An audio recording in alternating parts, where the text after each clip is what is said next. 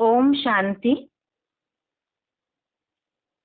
भगवत गीता श्लोक क्लास में आज का श्लोक है 5वें अध्याय का 24 नंबर श्लोक, अध्याय 5, श्लोक नंबर 24। श्लोक है योऽन्तः सुखोऽन्तरा रामः तथान्तर ज्योतिरेव यः स योगी ब्रह्म निर्वाणम् ब्रह्मभूतोऽधिगच्छति। श्लोक दोबारा। योऽन्तः सुखोऽन्तरा रामः तथान्तर ज्योतिरेव यः स योगी ब्रह्म निर्वाणम् ब्रह्मभूतोऽधिगच्छति। श्लोक का संधि विच्छेद है यह अन्तः सुखः अन्तरा रामः तथा अंतर्ज्योतिः एव यः स योगी ब्रह्म निर्वाणम् ब्रह्मभूतः अधिगच्छति। श्लोक का संधि विच्छेद दोबारा। यह अन्तः सुखः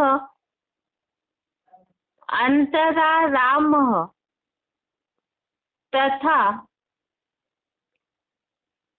अंतर्ज्योतिः एव यः स योगी ब्रह्म निर्वाणम् ब्रह्मभूतः अधिगच्छति। शब्दों का अर्थ है यह अर्थात जो,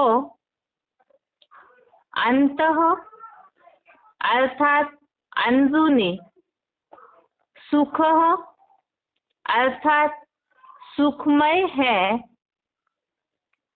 अंतरा रामः अर्थात अंतर में आनंदित है, तथैव इसमें दो शब्द है तथा एव। तथा अर्थात वैसे, एव अर्थात ही, तो तथैव अर्थात वैसे ही, यह अर्थात जो, अंतर ज्योति अर्थात आत्म ज्योति बिंदु में, ब्रह्मभूतः अर्थात ब्रह्मलोक में स्थित हुआ, स अर्थात वह, योगी अर्थात योगी, ब्रह्म निर्वाणम अर्थात परम ब्रह्म का निर्वाण पद, अधिगच्छति अर्थात पाता है। शब्दों का अर्थ दोबारा। यह अर्थात जो, अंतः अर्थात अंदरूनी, सुखः अर्थात सुखमय है, अंतरा रामः अर्थात अंतर में आनंदित है, तथैव इसमें दो शब्द जुड़े हैं तथा एव। तथा अर्थात वैसे, एव अर्थात ही, तथैव अर्थात वैसे ही, यह अर्थात जो, अंतर ज्योति अर्थात आत्म ज्योति बिंदु में, ब्रह्मभूतः अर्थात ब्रह्मलोक में स्थित हुआ, स अर्थात वह, योगी अर्थात योगी, ब्रह्म निर्वाणम अर्थात परम ब्रह्म का निर्वाण पद, अधिगच्छति अर्थात पाता है। श्लोक का अर्थ है जो अंदरूनी सुखमय है, अंतर में आनंदित है, वैसे ही जो आत्म ज्योति बिंदु में ब्रह्मलोक में स्थित हुआ, वह योगी परम ब्रह्म का निर्वाण पद पाता है। अभी जो भी इस हफ्ते हमने श्लोक पढ़े उसमें ज्यादातर यही बात चल रही है। एक तो अतीन्द्रिय सुख की, और दूसरा आज के श्लोक में जैसे शांति की बात आई। मुरलियों में इन बातों को बताया जाता है, शांति में ही सुख समाया हुआ है, और ये दोनों कैसे प्राप्त होंगे, शांति भी और सुख भी। दुनियावी लोगों की जो परिभाषाएं है सुख और शांति की, वो अलग है, और भगवान जो संगम युग पर आकर सुख शांति की परिभाषा बताते हैं, व्याख्या बताते हैं, वो सदा काल की प्राप्ति की अनुभूति वाली है। जैसे आज के श्लोक में बात आई है, जो अंदरूनी सुखमय है, अंतर में आनंदित है, और आत्म ज्योति बिंदु में ब्रह्मलोक में स्थित हुआ। जैसे मुरलियों में बात आती है आत्मिक स्थिति, आत्मिक स्थिति की एक्यूरेट स्टेज, बिल्कुल बिंदु रूप स्टेज, जिसे ही बोला जाता है बीजरूप स्टेज या निर्संकल्पी स्टेज। और ये भी बोला है मुरलियों में कि जितना आत्मिक स्थिति में स्थित रहते हैं उतना परमात्मा बाप की याद दूर नहीं है। तो यहाँ यही बात बताई है कि आत्म ज्योति बिंदु में ब्रह्मलोक में स्थित हुआ वह योगी परम ब्रह्म का निर्वाण पद पाता है। अब यहाँ बात आई परम ब्रह्म का निर्वाण पद पाता है। जो अव्वल नंबर में परम ब्रह्म बनते हैं तो वो पहले पहले ऐसी अपनी स्थिति, आत्मिक स्थिति की एक्यूरेट प्रैक्टिस के आधार से वो सबसे पहले परम धाम की निर्वाण पद बोला है। तो निर्वाण पद अर्थात जो निर्वाण धाम है, जिसे ही शांति धाम, परे ते परे धाम, परम धाम बोला है, जहाँ पर वाणी नहीं होती है।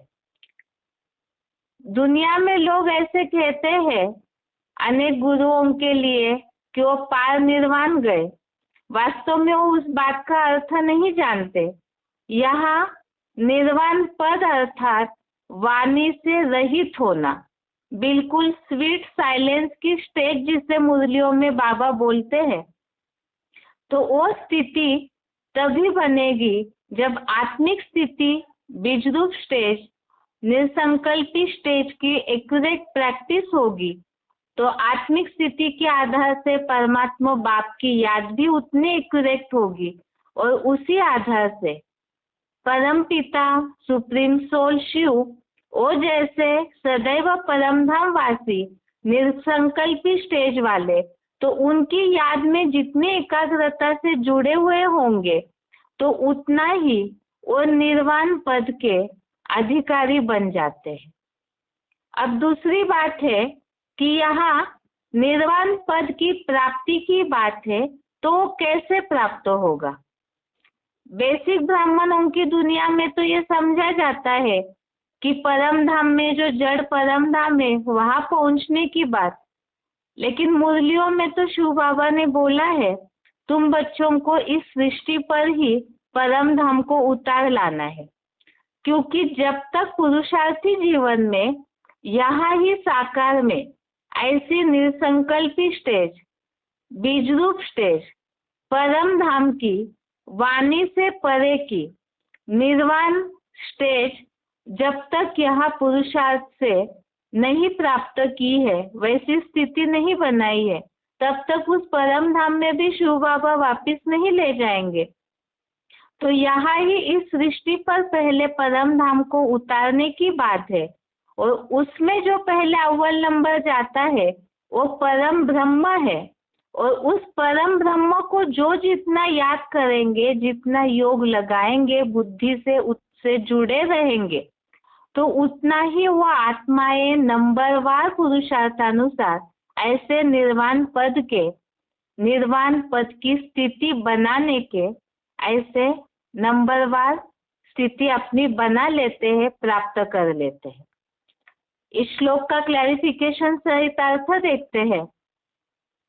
जो मन बुद्धि से अंदरूनी सुखमय है, अंतर में प्रशांत महासागर जैसा शांत और आनंदित है, वैसे ही जो आत्म ज्योति बिंदु में स्थिर नंबरवार पुरुषार्थ अनुसार ब्रह्मलोक में स्थित हुआ, वह योगी परम ब्रह्म का यहाँ ही वाणी रहित अंतर्मोनी निर्वाण पद पाता है। यह सबसे पहली बात, अभी तक के श्लोकों में जो हम देख रहे थे अतीन्द्रिय सुख की बात, तो अतीन्द्रिय सुख भी मन बुद्धि की स्टेज के आधार से अनुभव करने की बात है। मन बुद्धि से ही जो जितना अपने वाइब्रेशन को पावरफुल बना लेते हैं याद के आधार से, तो उतना ही इंद्रिय सुखों से परे अतीन्द्रिय सुख की मन बुद्धि की एकाग्रता की स्टेज से अनुभव करते हैं। तो ऐसे मन बुद्धि से अंदरूनी सुखमय है। और दूसरा, अंतर में प्रशांत महासागर जैसा शांत और आनंदित है। तो जो ऐसी मन बुद्धि की एकाग्रता से सुख की स्टेज अनुभव करेंगे, तो वो अंतर में शांत और आनंदित स्थिति में अनुभव करते हैं। और वैसे ही आत्म ज्योति बिंदु में स्थिर नंबरवार पुरुषार्थ अनुसार ब्रह्मलोक में स्थित हुआ। ब्रह्मलोक में स्थित हुआ अर्थात जो अव्वल नंबर ब्रह्मा है, परम ब्रह्म जी ने कहा है, तो उनके लिए ही बताया। और नंबरवार जो भी आत्माएं हैं, जो यहाँ बताई बात कि आत्म ज्योति बिंदु में स्थिर अर्थात बीज रूप स्टेज में, निसंकल्पी स्टेज में जो नंबरवार ऐसे स्थिर होते हैं, तो यहाँ ही वो आत्माएं अंतर्मोनी अर्थात अंदर में ही मौन। इसका मतलब एक होता है, जैसे कई ऐसे हैं पूरी ज्ञान की समझ न होने के कारण पुरुषार्थी जीवन में वाणी का मौन तो धारण कर लिया, लेकिन अंदर से संकल्पों का घुंबड़ चलते ही रहता है। लेकिन मुरलियों में शिव बाबा ने ये बात बताई है कि अंदर में अगर संकल्प चलते रहते हैं, संकल्प विकल्प तीव्र गति से चल रहे, तो वो भी शांति की स्टेज नहीं है। जैसे परमधामी जो स्टेज है, उसमें मन के संकल्प ही पूरे स्टॉप हो जाते हैं। निसंकल्पी स्टेज, एक आत्म ज्योति बिंदु में स्थिरता। तो ऐसे जो अवस्था है बीज रूप स्टेज, ज्योति बिंदु में आत्मा बिंदु और परम पिता भी बिंदु, केवल इस संकल्प में जो स्थिर रहते हैं, तो उनका ना अंदर से वाणी का कोई संकल्प चलेगा और ऊपर से भी उनकी जो वाणी है उसमें भी ये स्थिति नहीं रहेगी। तो उसके लिए बताया यहाँ ही वाणी रहित अंतर्मोनी निर्वाण पद पाता है। इस श्लोक को समझने के लिए रेफरेंस श्लोक है, एक तो अध्याय 6 का श्लोक नंबर 15। इसमें इस बात को बताया है कि कैसे यह स्थिति प्राप्त होती है। अध्याय 6 का श्लोक नंबर 15, इसमें भावार्थ में ये बात है, नियमित मन वाला संन्यास योगी सदैव आत्मा को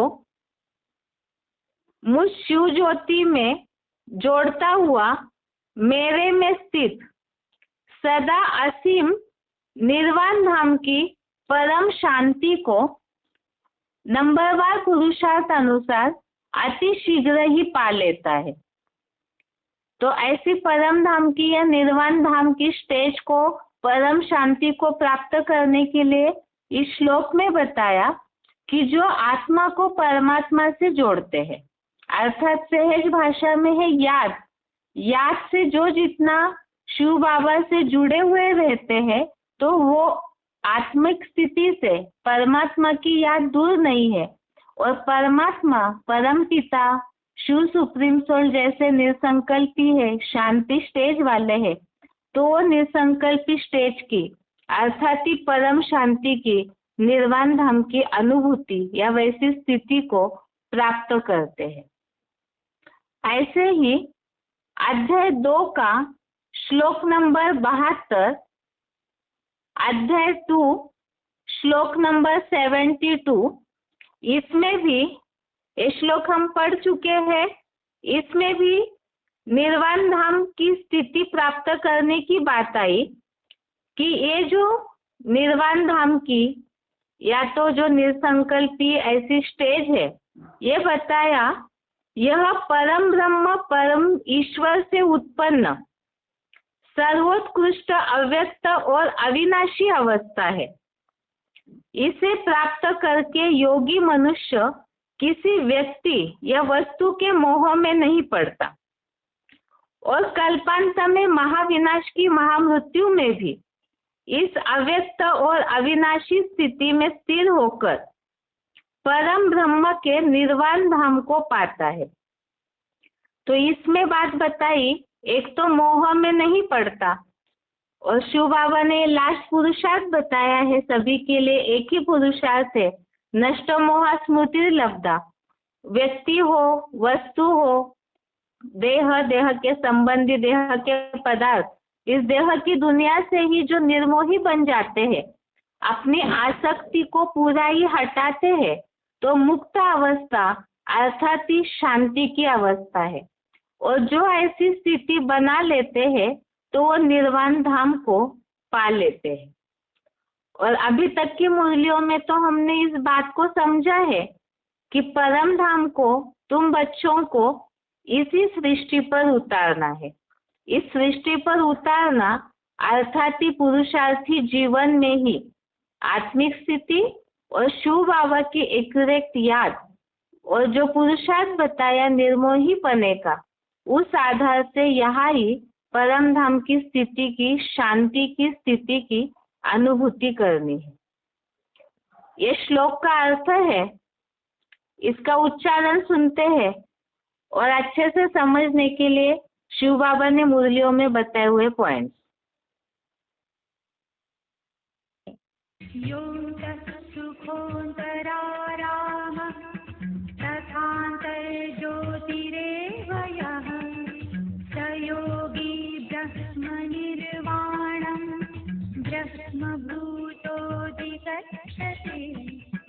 जो मन बुद्धि से अंदरूनी सुखमय है, अंतर में प्रशांत महासागर जैसा शांत और आनंदित है, वैसे ही आत्म ज्योति बिंदु में स्थिर ब्रह्मलोक में नंबरवार पुरुषार्थ अनुसार स्थित हुआ वह योगी परम ब्रह्म का यहाँ ही वाणी रहित अंतर्मौनी निर्वाण पद पाता है।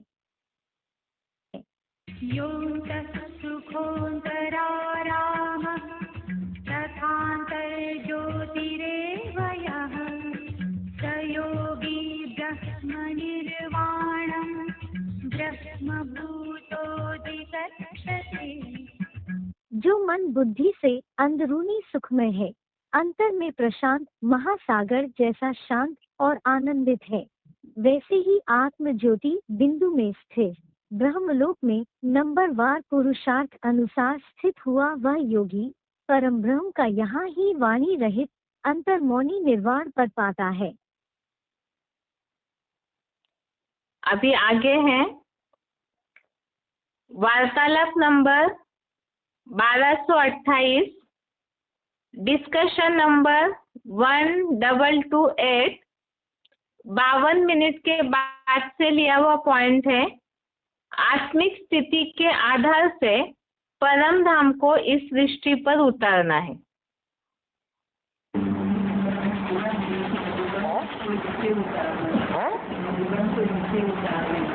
मधुबन को परम धाम को नीचे उतारना, मधुबन को नहीं, परम धाम को नीचे उतार लो। तुम बच्चे परम धाम को भी नीचे उतार लेते हो। माना परम धाम में क्या है? बिंदी बिंदी बिंदी आत्माएं हैं। तो बिंदी बिंदी आत्माएं अगर हम यहीं पर देखने में आने लगे, सबकी बुद्धि में जो भी बैठे हैं सामने, जो भी सभा में बैठे हैं, सबकी स्मृति में बस मैं आत्मा ज्योतिबिंदु, मेरा बाप। जैसे क्राइस्ट परम नाम से सीधी उतरती है आत्मा, तो चेहरा कैसा दिखाई पड़ता है? जैसे आत्मा की स्थिति में टिका हुआ है। जैसे महात्मा बुद्ध, नई आत्मा उतरी ना, तो आत्मा कहाँ टिकी हुई है? जैसे परम धाम में टिकी हुई है, आत्मा की स्थिति में स्थित। गुरु नानक चेहरे को देखने से ही मालूम पड़ता है कि बस वो आत्मा की स्थिति में पक्के हैं।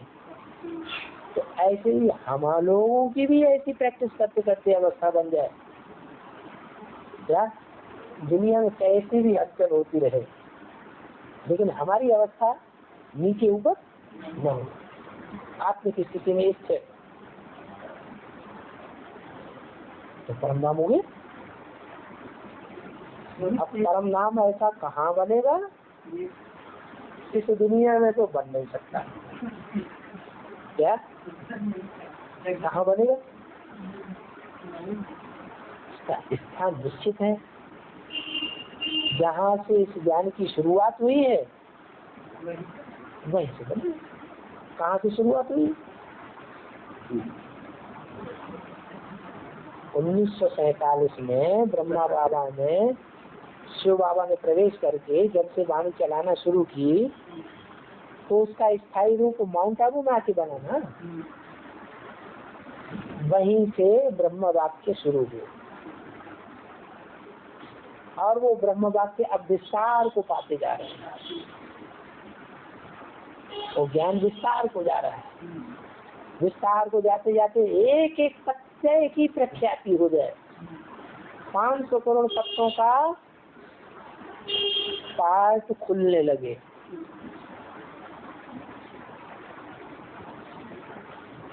फिर वहाँ उनमें से देखा जाएगा कि वो बीज रूप आत्माएं कौन सी हैं जो पहले जन्म की। हाँ, वो अपने आत्म की स्थिति में उन्हें न खाने की चिंता, न पीने की चिंता, न घूमने की चिंता, बस मलंग पड़े।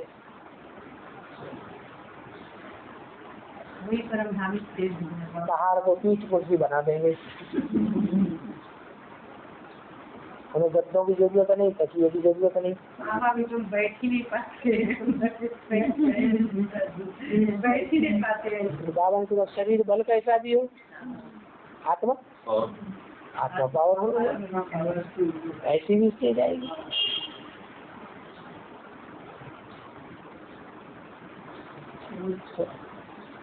अभी बहुत से लोग कहते हैं कि मधुबन हमारा है, तो बाबा में कहा है कि सबको निकलना है। छोड़ते कहाँ है? कोई देह के पदार्थों में लिप्त हैं, छोड़ नहीं सकते। देह के पदार्थ चाहिए अच्छे अच्छे। इसलिए वो बोल रहे हैं कि मधुबन वो निकालेगा। कोई अच्छे अच्छे पदार्थ है, सब कुछ है, देहधारियों में फंसे हुए। मेरा बच्चा, मेरी बच्ची, मेरी बहू, मेरा नाती, मेरा पंथी, हाँ, कैसे छोड़ूं? ये सब कोई देह के पदार्थों में भी नहीं फंसे हैं, देह के संबंधियों में भी नहीं फंसे हैं।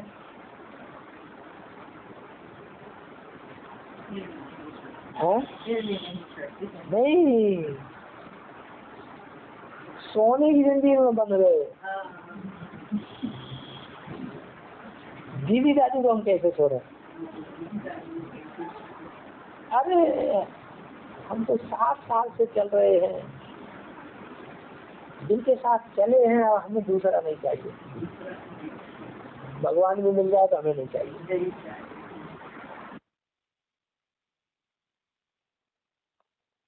आगे का पॉइंट है VCD number 1096, VCD number 1096, 43 minute के बाद से लिया हुआ पॉइंट है आत्मिक स्थिति से स्वीट साइलेंस की स्टेज। तो उस पारलौकिक बाप को ही कहा जाता है दुख हरता, सुख करता। जरूर दुख से लिबरेट करके गाइड बन करके ले जाते हैं अपने स्वीट होम में। उस होम को कहेंगे स्वीट साइलेंस होम। परंतु वहां हम कैसे जाएंगे ये भी कोई नहीं जानते। कैसे जाएंगे है? नहीं मालूम। अरे अपन को आत्मा समझेंगे, आत्मिक स्थिति धारण करेंगे तो स्वीट साइलेंस की अनुभूति करेंगे। लगातार आत्मिक स्थिति में रहेंगे तो लगातार स्वीट साइलेंस होम में रहेंगे।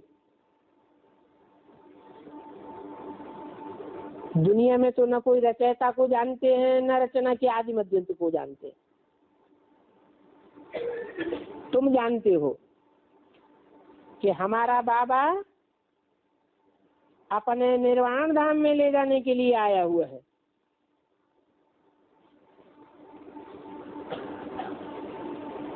तो जहाँ जाना है वहाँ की स्टेज हमको अभी बनानी है। वाणी से परे की स्टेज में जाना है। ऐसी वाणी से परे की स्टेज में जावे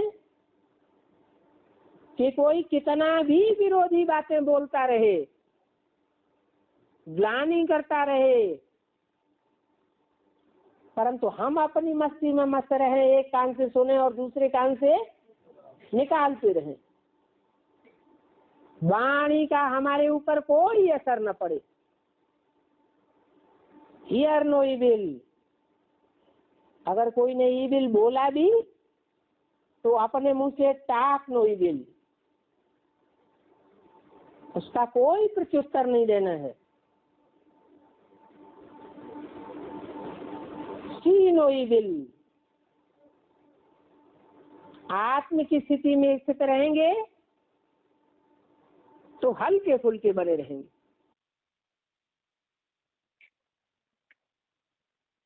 अभी के दोनों पॉइंट में जैसे बात आई, एक तो आत्मिक स्थिति के आधार से साइलेंस की स्टेज को प्राप्त कर सकते हैं, और दूसरी बात जो बताया पहले पॉइंट में कि इस सृष्टि पर ही परम धाम को उतारना है, और वो परम धाम बताया इस सृष्टि पर जो स्थान बनेगा जहाँ से इस ज्ञान की शुरुआत हुई, वहाँ ही ऐसा संगठन बनेगा परम धामी स्टेज वालों का।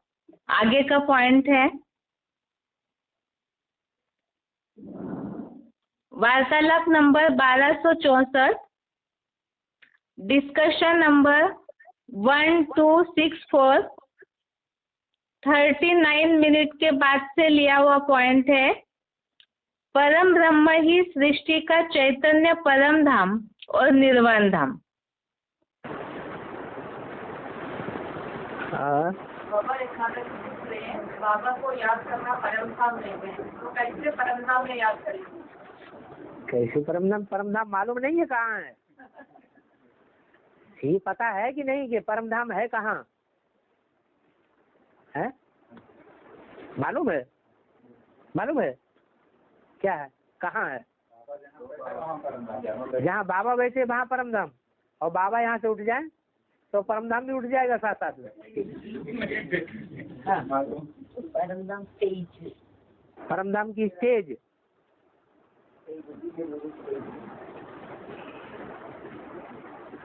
परम माना परे थी परे, और धाम माने स्थान। तो बाबा ने जो मुरली में बताया वो तो ये बताया कि सूरज चांद सितारों की दुनिया से पार, उस माहौल से भी परे जो सशक्त माहौल है ब्रह्मांड का, वो परम धाम का है। लेकिन सूरज चांद सितारों की दुनिया से परे है, सूरज चांद सितारों की दुनिया के दायरे के अंदर नहीं है। वो तो वो परम धाम हुआ कि जब विनाश होगा तो सब आत्माएं वहां पहुंचेंगी, लेकिन वहां पहुंचने से पहले पहले स्टेज बनाएंगी तब पहुंचेंगी, या बिना स्टेज बनाए पहुंच जाएगी? पहले हर मनुष्य आत्मा की परम धाम की स्टेज बनेगी तब परम धाम पहुंचेंगे, या बिना प्रैक्टिस किए स्टेज बनाए पहुंच जाएंगे? क्या होगा? पहले प्रैक्टिस करनी पड़े। तो प्रैक्टिस हम यहाँ कर रहे हैं। वो प्रैक्टिस को सहज करने के लिए बाबा ने तरीका बताया कि अपन को आत्मा समझ शिव बाबा को याद करो। और बाबा किसे कहा जाता है? साकार और निराकार के मेल को बाबा कहा जाता है। साकार है शरीरधारी। कौन सा शरीरधारी? जिसमें हमने ज्ञान की दृष्टि से तीसरे नेत्र से देख लिया, पहचान लिया, जान लिया कि शिव बाबा इसमें आता है। क्या? तो वो ही शरीरधारी, वो ही हमारा परम धाम हो गया। क्या? निर्वाण धाम हो गया, परम ब्रह्म हो गया। और ब्रह्मा तो छोटे मोटे हैं, वो हमारा क्या हो गया? परम ब्रह्म। गुरु साक्षात परम ब्रह्म कहते हैं ना। गुरु ब्रह्म, फिर उससे भी ऊंचा गुरु विष्णु, फिर उससे भी ऊंचा गुरुर्देवो महेश्वर, गुरु साक्षात परम ब्रह्म। तो वो कौन हुआ? वो साक्षात परम ब्रह्म कौन हुआ? शिव बाबा। जिसमें शिव बाबा प्रवेश करते हैं, शिव बाप जिसमें प्रवेश करते हैं वो हमारा परम धाम हो गया। हमारे लिए सहज से सहज हो गया।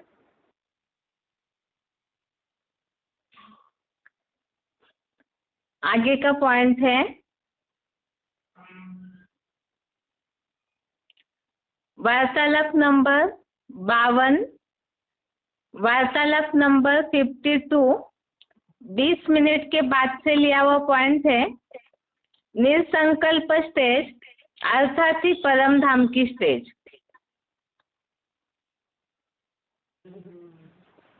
परम धाम की स्टेज क्या होती है? संकल्प की स्टेज माने कोई संकल्प नहीं। मैं आत्मा ज्योति बिंदु और मेरा बाप ज्योति बिंदु रूप, निराकारी स्टेज वाला, और कुछ नहीं।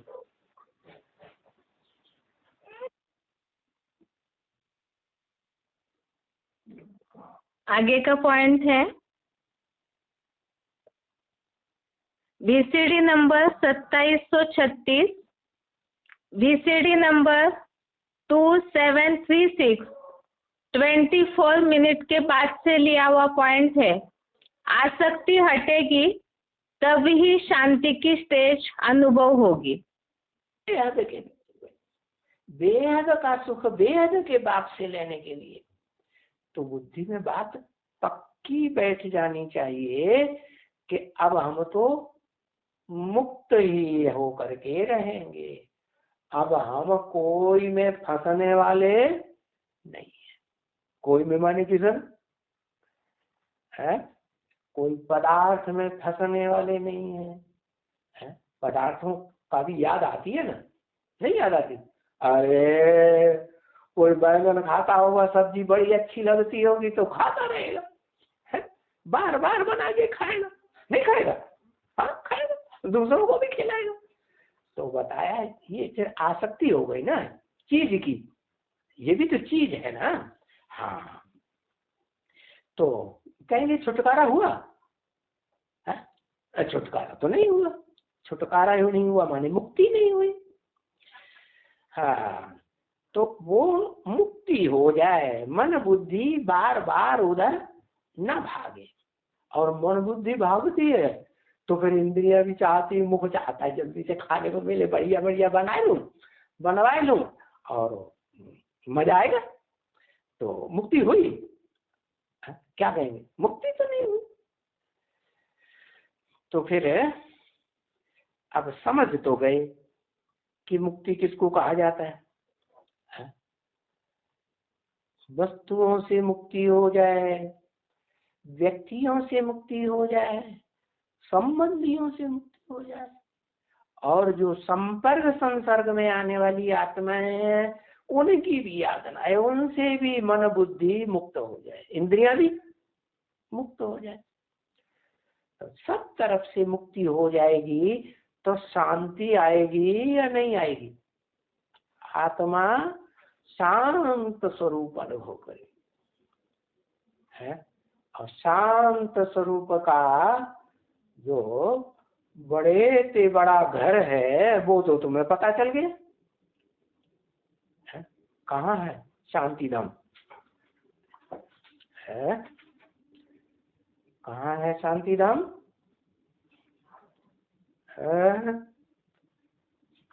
परम ब्रह्म शांति धाम।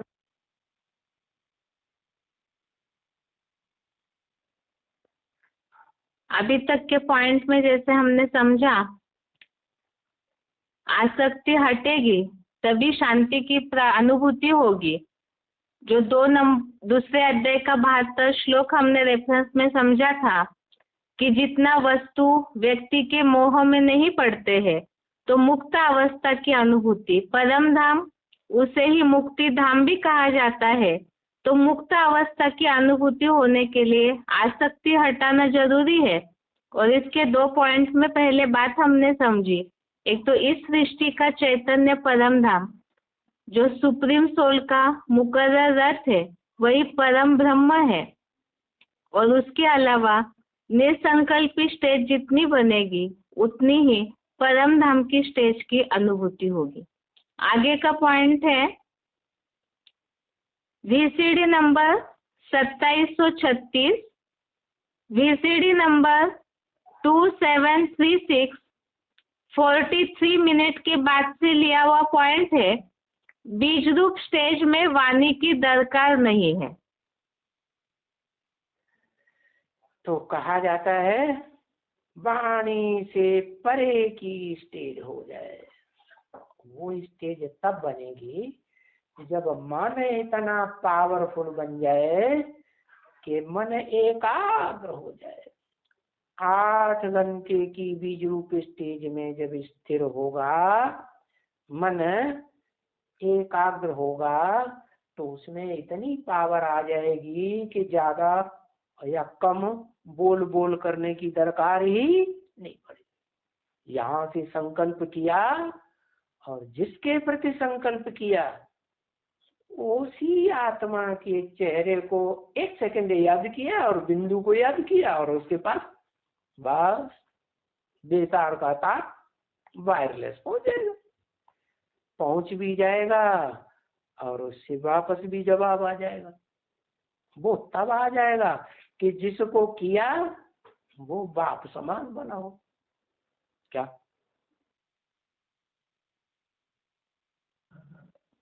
आगे का पॉइंट है VCD number 2922, VCD number 2922, 12 minute के बाद से लिया हुआ पॉइंट है। शांति धाम में वाणी की दरकार नहीं है।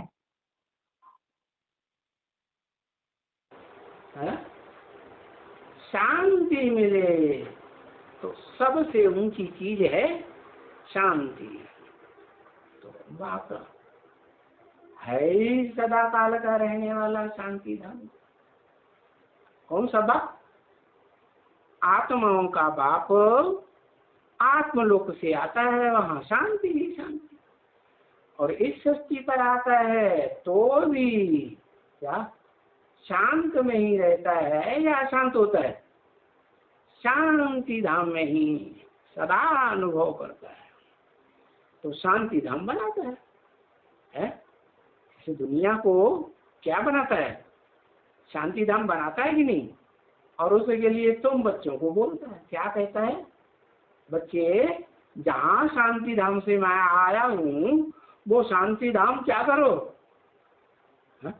परम धाम को इस सृष्टि पर उतार लो। तो बच्चे वो पुरुषार्थ करते हैं अशांत से शांत स्टेज में जाने का।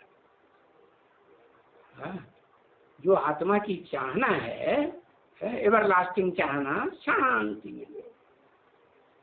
तो ऊंचे से ऊंचा लोग कौन सा हुआ? शांति धाम। क्या कहेंगे? विष्णु लोक। वहाँ आवाज होती है, वहाँ भी आवाज नहीं होती। जहाँ आवाज नहीं, वाणी नहीं, तो क्या कहेंगे? निर्वाण धाम कहेंगे या वाणी चलाने का धाम कहेंगे? भाषणबाजी चलेगी वहाँ? नहीं, वहाँ तो वाइब्रेशन से ही सारी बात एक दूसरे की समझते हैं, सुनते हैं। बाकी कुछ भी वाणी चलाने की दरकार है ही। तो देखो,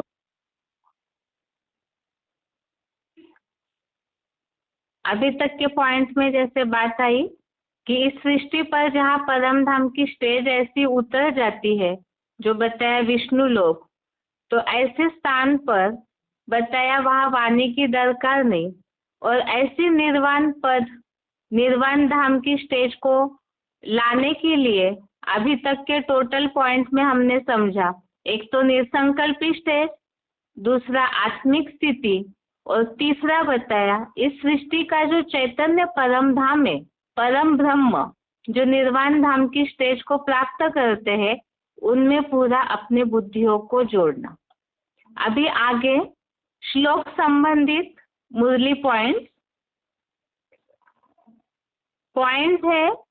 साकार मुरली तारीख है 31 मार्च 1994, मुरली डेट 31 मार्च 1994। सुबह को जैसे यह प्रैक्टिस करते हो उसमें वाणी नहीं चलती है, क्योंकि वह है निर्वाण धाम में जाने की युक्ति। सुबह को जैसे यह प्रैक्टिस करते हो उसमें वाणी नहीं चलती है, क्योंकि वह है निर्वाण धाम में जाने की युक्ति। अगला पॉइंट है मुरली तारीख 19 अगस्त 1988, मुरली डेट 19 अगस्त 1988। निर्वाण धाम व वानप्रस्थ अवस्था एक ही बात है। वानप्रस्थ अर्थात वाणी से परे स्थान, स्वीट साइलेंस होम। तो इसमें दो बातें बताई। जो सुबह निसंकल्पी स्टेज के अमृत वेले प्रैक्टिस करने बताया है मुरलियों में, तो वो है निर्वाण धाम जाने की युक्ति। और दूसरी बात बताई वानप्रस्थ अर्थात वाणी से परे, और वाणी से परे अर्थात वो है स्वीट साइलेंस होम की स्टेज। अगला पॉइंट मुरली तारीख 22 जून 1994, मुरली डेट 22 जून 1994। वाणी से परे सिर्फ अशरीरी आत्माएं रहती है। बाप तुमको अब वाणी से परे ले जाते हैं। अशरीरी अर्थात ही देहभान विरहित स्टेज अर्थात आत्मिक स्टेज की जितनी प्रैक्टिस होगी खुद को आत्मा समझने की, तो वो स्टेज ही वाणी से परे ले जाने वाली अवस्था है। ये पॉइंट दोबारा, वाणी से परे सिर्फ अशरीरी आत्माएं रहती है। बाप तुमको अब वाणी से परे ले जाते हैं। अगला पॉइंट है मुरली तारीख 10 सितंबर 1998, मुरली डेट 10 सितंबर 1998। शांति का दूसरा अक्षर वहां रेस्ट कहेंगे। तो रेस्ट में रह नहीं सकते हैं।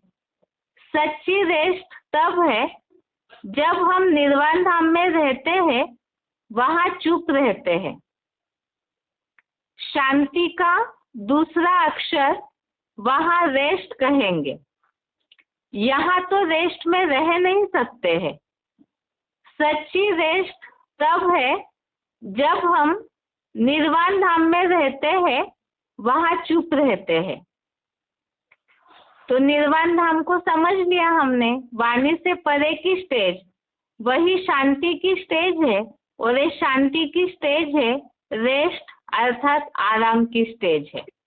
आगे है अव्यक्त वाणी तारीख 15 मार्च 1985, अव्यक्त वाणी डेट 15 मार्च 1985। निर्वाण स्थिति निर्विकल्प स्थिति है। निर्वाण स्थिति निराकारी स्थिति है। निर्वाण स्थिति सदा निराकारी सो साकार स्वरूपधारी बन वाणी में आते हैं। साकार में आते भी निराकारी स्वरूप की स्मृति में रहती है। मैं निराकार साकार आधार से बोल रहा हूँ। साकार में भी निराकार स्थिति की स्मृति में रहे, इसको कहते हैं निराकार सो साकार द्वारा वाणी में कर्म में आना। असली स्वरूप निराकार है। यह बात है जो अभी तक के पॉइंट में हमने समझा। इस सृष्टि परी परम धाम की स्थिति को हमें लाना है, पहले यहाँ ही अनुभव करना है। अब पुरुषार्थी जीवन में उसकी प्रैक्टिस कैसे करनी है, उसके लिए ही बताया कि साकार में रहते हुए भी ऐसी निराकारी स्थिति की प्रैक्टिस हो, जैसे मुरलियों में शिव बाबा बताते हैं कि मैं आत्मा इस शरीर द्वारा कार्य कर रही हूँ। तो आत्मा ज्योति बिंदु की अर्थात निराकार की स्थिति, जो निराकारी स्थिति है, वो हमेशा स्मृति में रहे। तो ऐसे निराकार से साकार द्वारा वाणी में आकर कर्म करना, तो ऐसी जितनी प्रैक्टिस करते रहेंगे तो उतना ही उस निर्वाण पद की अनुभूति की ओर पुरुषार्थ आगे बढ़ेगा। पॉइंट दोबारा, अव्यक्त वाणी की तारीख 15 मार्च 1985। निर्वाण स्थिति निर्विकल्प स्थिति है। निर्वाण स्थिति निराकारी स्थिति है। निर्वाण स्थिति सदा निराकारी सो साकार स्वरूपधारी बन वाणी में आते हैं। साकार में आते भी निराकारी स्वरूप की स्मृति में रहती है। मैं निराकार साकार आधार से बोल रहा हूँ। साकार में भी निराकार स्थिति की स्मृति में रहे, इसको कहते हैं निराकार सो साकार द्वारा वाणी में कर्म में आना। असली स्वरूप निराकार है। ये आज के श्लोक संबंधित पॉइंट्स। अभी आगे बेसिक कोर्स। बेसिक कोर्स में बात चल रही थी अगली मान्यता जो भगवान के कर्तव्य के बारे में समझी हुई है या लोगों में फैली हुई है कि भगवान ही भाग्य बनाते हैं। तो क्या भगवान सभी का भाग्य लिखते हैं? इसके बारे में हमने समझा था कि भगवान अगर भाग्य लिखते तो किसी के भाग्य में अच्छा, किसी के भाग्य में बुरा, ऐसे कैसे लिख दिया? भगवान पिता है तो वो किसी के साथ पक्षपात कैसे कर सकते हैं? और भगवान पिता है तो बच्चों के भाग्य में दुर्भाग्य कैसे लिख सकते हैं? अब इस बात के लिए लोग ये कहते हैं कि मनुष्यों को उनके कर्मों के कारण ही, उन्होंने जो कर्म किए उसके कारण भगवान ने उनके तकदीर में दुर्भाग्य लिखा। अब जब मनुष्य का कर्म ही उनका भाग्य निश्चित करता है तो इसमें भगवान को निर्णायक बनने की आवश्यकता ही क्या है? और इसी के लिए ही गीता का श्लोक रेफरेंस में हमने समझा था कि भगवान जो है वो किसी के भी कर्म या कर्म फल का सर्जक नहीं है। अर्थात ही जब मनुष्यों ने कर्म किए तो उनका कर्म ही उनका भाग्य बनाता है। इस बात को लोग मानते हैं, भगवान के प्रति आस्था हो या न हो। लेकिन मनुष्य परसेंटेजली दुनिया में ऐसे हैं जो कर्म की थ्योरी को बहुत महत्व देते हैं। जो दुनिया में ये विचार फैला हुआ ज्यादा है कि कर्म से ही हमें सब कुछ मिलता है। अब ये कहा जाता है कि जैसा बोएंगे वैसा ही पाएंगे। और सर्वसाधारण भाषा में ऐसी कहावत भी प्रचलित है, जैसी करनी वैसी भरनी। अब किसान में जैसे बीज बोया होगा उसे वैसे ही जो उपज आएगी, जो फल मिलेगा, तो फसल उसे काटनी ही होगी। इसी तरह से मनुष्यों ने कर्म करके जो बीज डाला है और उसके बाद उस कर्म का फल के रूप में जो रिजल्ट आता है तो वो फसल उसे काटनी ही पड़ती है। अब अच्छा बोएंगे तो अच्छा पाएंगे, अच्छा करेंगे तो अच्छा भरेंगे। इसीलिए ही दुनिया में ये कहावत प्रचलित हो गई, करता था सो क्यों किया, अब करी क्यों पछताए, बोया पेड़ बबूल का, आम कहाँ से खाए। अब ऐसे कहते भी हैं लोग कर्म की थ्योरी के लिए कि अगर खुद ही खुद गलत कर्म किए हैं या गलत बीज बोया है, बोया पेड़ बबूल का, तो फिर उसमें आम कहाँ से लगेंगे।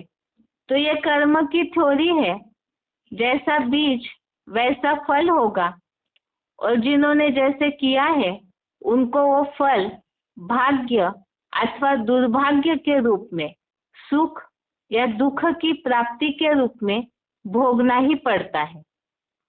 अर्थात ही कर्मों का फल भगवान नहीं देते हैं, मनुष्य खुद ही अपने कर्मों के आधार से अपने फल को प्राप्त कर लेते हैं। इसी के लिए ही भगवत गीता में एक बात का उल्लेख आया हुआ है कि भगवान किसी को सुख या दुख नहीं देते, भाग्य या दुर्भाग्य। कल हमने समझा था कि सुख और दुख, पाप और पुण्य, इन बातों से जुड़ा हुआ है। तो ऐसी तरह भगवान किसी के भाग्य या दुर्भाग्य इसमें इंटरफेयर नहीं करते हैं, हस्तक्षेप नहीं करते हैं। गीता का 5वें अध्याय का 15वां श्लोक, अध्याय 5 श्लोक नंबर 15, इसमें इस बात का उल्लेख आया है, ना दत्ते कस्यचित् पापम न चैव सुकृतम विभु अज्ञानेन ऋतं ज्ञानम तेन मुह्यन्ति जन्तवः। अर्थात विशिष्ट जन्मा प्रभु किसी के न पाप को और न हल्के भारी पुण्य को ही लेता है। इसमें बात आई कि पाप दुख से और पुण्य सुख से जुड़ा हुआ है। पाप दुख दुर्भाग्य से जुड़ा हुआ है और पुण्य सुख भाग्य से जुड़ा हुआ है। तो भगवान ना किसी के पाप को लेते हैं ना किसी के पुण्य को लेते हैं। अर्थात ही अभी जो दो बातें हमने समझी, मनुष्य जैसा कर्म करते वैसा उन्हें फल मिलता है और भगवान इसमें न किसी के पाप न पुण्य को लेते। अर्थात ये बात सिद्ध हुई कि भगवान न किसी को सुख देते हैं न किसी को दुख। अर्थात ही भगवान किसी का भाग्य नहीं लिखते हैं। मनुष्य खुद ही अपने सुख और दुख का, भाग्य दुर्भाग्य का जिम्मेवार है। अर्थात स्वयं ही अपना भाग्य लिखते हैं। अब वो कैसे लिखते हैं? मनुष्य खुद ही अपने हर कर्म के लिए जिम्मेवार है। ये कैसे? जिसके लिए ही भगवत गीता में इस बात को भगवान ने अव्वल नंबर 1 अर्जुन सामने है, लेकिन जो भी मनुष्य है उन सब मनुष्यों को भी इस बात को बताया है और मनुष्य भी इस बात को समझते हैं। जैसे कि गीता में इस बात का उल्लेख आया है, आत्मा स्वयं ही सुख और दुख की जिम्मेवार है। अर्थात ही आत्मा ही अपना मित्र और अपना शत्रु है, न कि भगवान। अध्याय 6 का श्लोक नंबर 5, अध्याय 6 श्लोक नंबर 5, इसमें ये बात है, उद्धरेत आत्मना आत्मानं न आत्मानं अवसादयेत आत्मेव ह्यात्मनो बंधु आत्मेव रिपु आत्मनः। अर्थात अपने मन बुद्धि द्वारा ज्योति बिंदु आत्मा को ऊंची स्थिति में ले जाए, आत्मा को अधोगति में न जाने दे, क्योंकि ज्योति बिंदु आत्मा ही अपना सदाकाल सहयोगी मित्र है, आत्मा ही अपना शत्रु है। तो इसमें दुनिया वाले भी इस बात को समझते हैं, जो भी भगवत गीता को जानते हैं। इसमें स्वयं के उद्धार के लिए भगवान ने अर्जुन को ये बात बताई कि अपनी आत्मा को अधोगति में न जाने दे। अर्थात अगर गलत कर्म करते हैं तो अधोगति होगी, तो आत्मा स्वयं ही अपना शत्रु बन जाएगी, और अगर कर्म सही करते हैं तो आत्मा स्वयं ही अपना मित्र भी बन जाती है। अब आत्मा कब अपना शत्रु और मित्र बनती है? गलत कर्म सही कर्म ये तो समझा, लेकिन इसका मूल स्रोत क्या है, मूल कारण क्या है जिस कारण से आत्मा अपना मित्र और शत्रु कब बनती है?